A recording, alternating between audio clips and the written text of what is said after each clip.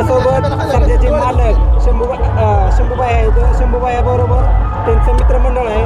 पहिला आज सांगा, आजचा गुलालाचा विषय काय सांगा फक्त. आज आम्हाला नंबरचे काय घेणं नाही. आज आम्हाला हिंदकेसरीचा गुलाल मिळाला आणि तो आमच्या पोरांनी जी त्याच्या मागं रोज कष्ट करतात त्यांनी स्वतः मी भरपूर साजरा केला आणि आम्हाला त्या बाबतीचा आनंद फक्त आम्हाला नंबरची काही देणं घेणं. जेव्हा सेमी पास झाला सर्जा 1000 ते 1500 पोरं सर्जाच्या मागे इथपर्यंत आली, त्याबद्दल फॅनबद्दल अर्धा साखं मैदान नसतो सेमी पास झाल्यावर ह्या म्हणजे ह्या दुनियेतून काय कमावलं तर शी कमावलं असं दाखवायला आपल्याला त्या माध्यमातून भेटत.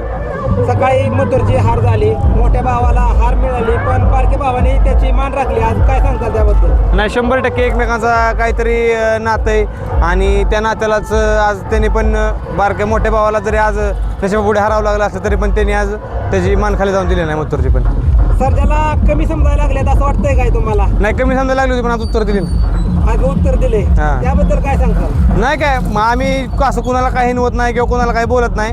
जी काय करत ती माझा सर्जा करतो आणि त्याने ते आज करून दाखवलं. परत सर्जा 61 फुटाचा माळशिरसच्या भागामध्ये सर्जा वेगळंच एक रूप येतं सर्जाच्या अंगात, किंवा सर्जा एवढा टॉपमध्ये पळतो. नाही बैल तर पहिल्यापासून बोलतो, फक्त बैलाला 7 ज्या दिवशी घालणार त्या दिवशी महाराष्ट्रात कुठलीही गाडी मारत दाखवत येते. आजचं नियोजन कसं झालं होतं. आजचं नियोजन आमचे डॉक्टर बालार सर त्यांनी केलेलं होतं सगळं.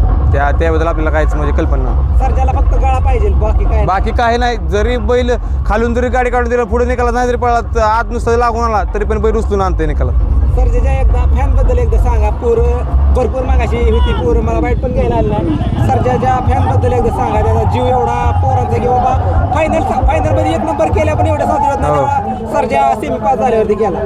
त्याची खासियत म्हणजे त्याला विवेकाचा दर्जा आहे म्हणून त्याचं नाव सर्जा आहे आणि त्यामुळे त्याची फॅन फॉलोईंग आहे. आणि त्याचं जी पळायचं जी काय म्हणतो आपण जी पद्धत आहे ती यशर क्षेत्रात एकच आहे आणि ॲग्रेशन बी सगळ्यात जास्त त्यालाच आहे. त्यामुळे त्याची एक वेगळीच ओळख आहे बैल क्षेत्रात आणि त्याचं नोंद म्हणजे इतिहासात कायम आदरामरच राहणार. त्यासारखा ना भूतो ना भविष्य बैल आहे. वेगाचा शेवट कायम तोच राहणार.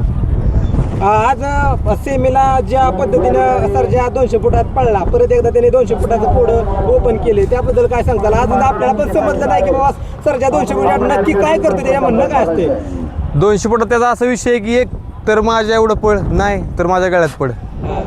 फक्त त्याचा एवढा विषय की पांगापांगी चालत नाही. गळ्यात पडला ते चल म्हणतो नुसता, ते घेऊनच येणार उचलून त्याला निकालात आणून आपटून.